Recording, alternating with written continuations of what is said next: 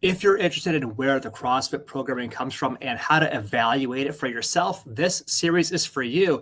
In this one, we'll talk about balance or dualities. So tune in and take notes. Welcome to the CrossFit Edwardsville Community Podcast, where we hear and learn from our coaches, CrossFitters, and Glen Ed community leaders. Now, here are your hosts, Dallas and Greg. Guys, in this series, we talk about CrossFit programming and give you some handles for how can you look at CrossFit programming and take the bigger picture and dial into some of the DNA, some of the anatomy of these workouts. I'm Coach G, been running CrossFit programming for the better part of 2 decades. I've written thousands of workouts. I've done thousands of workouts. And in this series, what I'm doing is I'm systematically and surgically dissecting the anatomy of a workout program to give you more understanding of it, maybe kill some misconceptions, give you a better idea of what is the underlying structure to an intelligently designed general physical preparedness program like CrossFit, which is constantly varied functional movement at high intensity. But that said, constantly varied is not random. At least at CrossFit Edwardsville, it's not. Most CrossFit gyms, their programming actually is random. They're just kind of throwing whatever out there on a week-to-week or a day-to-day basis. The programming we have here at CrossFit Edwardsville is thought through months or even years ahead of time with a general idea. In this season, we'll be working towards a host of goals, but with a bias toward these goals. And in the next season, we'll have a different set of goals for our GPP CrossFit program. In the first few episodes of this series, we talked about these different qualities of a great CrossFit workout program. We talked about different lenses through which we can look at a CrossFit program to better understand it. We've talked about GPP and the domains of fitness, the 10 domains of fitness. We've talked about programming biases, training for something. We've talked about baselines and retests, the scientific method in action. We talked about strength progressions. We defined strength. We talked about the slow and the fast components of strength development. We talked about strength progression over time, typically over 12 weeks. In this episode, we'll be looking at CrossFit programming through the lens of what I was initially going to call dualities, dualities, dualities. I think I'm actually going to retitle this balance, because in most CrossFit workouts or CrossFit programming that are well designed, there is an elegant balance in often 2 opposing things or 2 different sides of the same coin. So what do I mean? So for example, there are certain exercises in the CrossFit catalog that bias a little bit more to upper body. There are some exercises that bias a little bit more to lower body, and having a balance between these things is valuable. A balance in terms of load, a balance in terms of volume, a balance in terms of time under tension.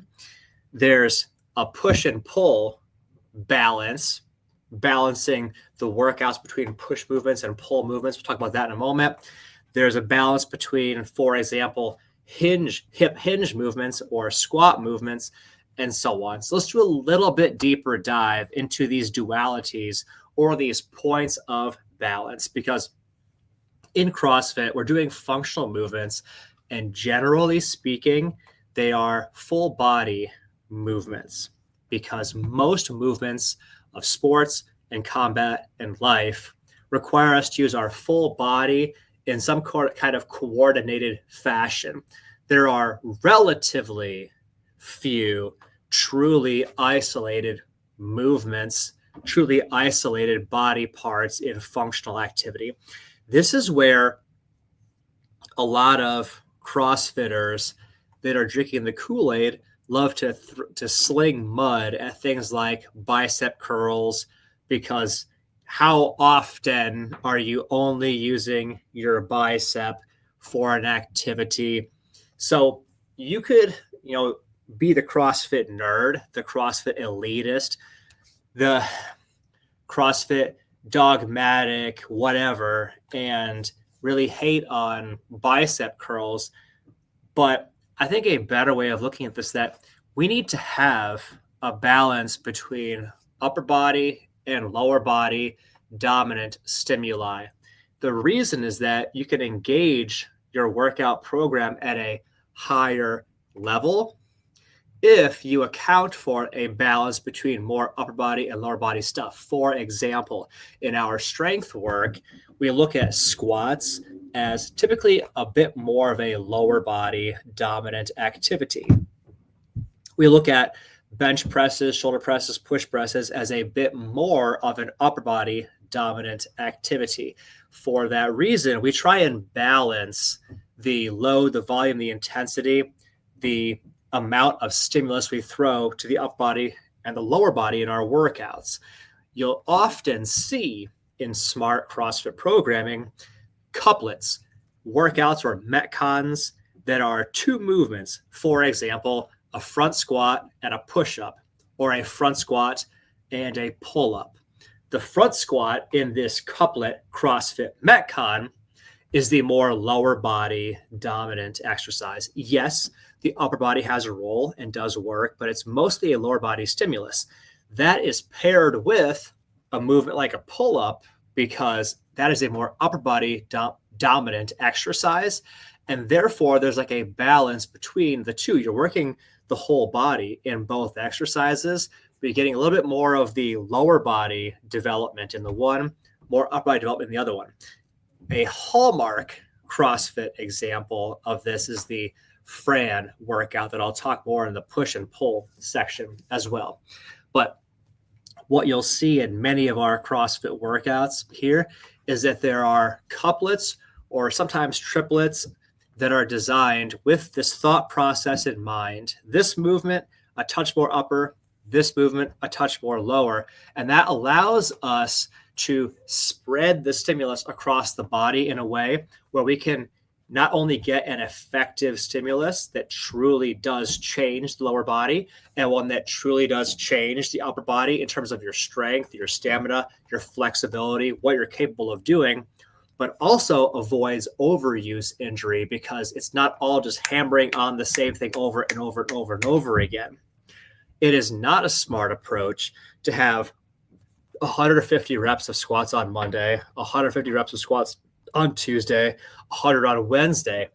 That's just not very smart programming because the idea of variance, not random, but variance, can be used to give your body a new, fresh, different stimulus to chew on today, so to speak, without having to repetitively hammer on the exact same thing over and over and over. So keep that in mind.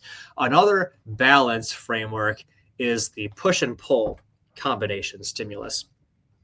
This is, if you've been in the gym space for any long duration of time, you've seen this. And this is a way that a lot of gym goers will approach their workouts. They balance a pulling movement in their workout today with a pushing movement in their workout today. This has the additional benefit that in a lot of ways, a lot of times, it gives you a balance between a more front of body or anterior chain stimulus with a little bit more of a back of body or posterior chain stimulus. That is admittedly an oversimplification because, again, with our movements, we're doing full body movements, but there are definitely exercises that do more of one versus the other. A great example of this would be a workout that pairs, say, GHD sit-ups with deadlifts. GHD sit-ups are far more anterior chain, front of body, rectus abdominis, the obliques, the hip extensors like the rectus femoris, the quads, hip flexors. It is far more front side of body, anterior chain. paired with and balanced against deadlifts, which are much more posterior chain, your glutes, your hamstrings, your calves, your lumbar erectors, your cervical thoracic erectors.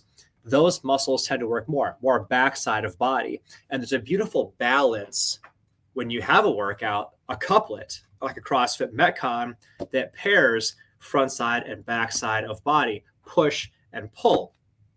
You can look at it like the example I just used. The GHDs and the deadlifts are an anterior chain pull paired with a posterior chain pull, front side and back side of body, right? But let's look at maybe the hallmark CrossFit Metcon Fran, which is a pair of thrusters, which is a front squat to a push press or a front squat to an overhead press with pull-ups. This is a push and pull or a press and pull duality, well balanced. So the thruster, the front squat into an overhead press, is a full body pushing movement. A pull-up could be argued as a full body pulling movement.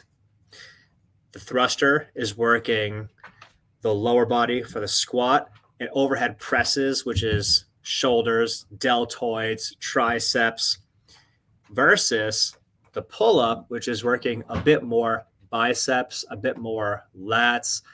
It still has the hip extension component, but it's a little bit more upper body, and it's definitely a pulling motion to the body.